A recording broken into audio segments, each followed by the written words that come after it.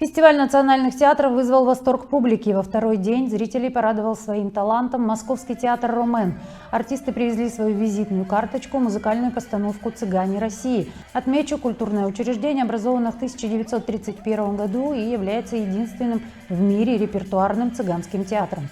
В свое время, в детстве, очень мечтал попасть. Родители мои были здесь на гастролях, поскольку они были артистами. Папа рассказывал мне, как он был в Элисте, и я загорелся тогда мечтой про тюльпаны ваши.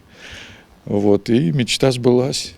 И вот я побывал. Конечно, очень-очень хороший зритель, театральный зритель, очень тепло принимает. Это, когда хороший зритель для артиста, это счастье. Очень понравилось. К сожалению, что мало очень времени, чтобы погулять здесь, насладиться вашей красотой, посетить все места. Но очень понравилось, очень тепло и душевно, и атмосферно. В Калмыкии впервые. По рассказам отца о Калмыкии, это прекраснейший город с яркими, с добрыми, с позитивными людьми.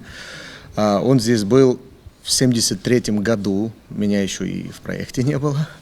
В целом, по моему первому впечатлению, люди потрясающие, очень хлебосольные, гостеприимные, добрые, радушные.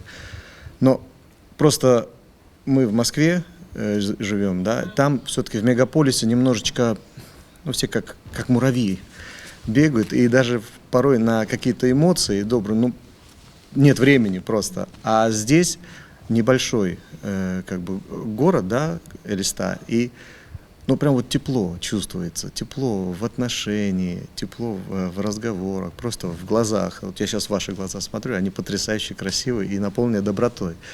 Поэтому я очень рад, что я впервые попал сюда и надеюсь, что в скором времени еще вернемся сюда.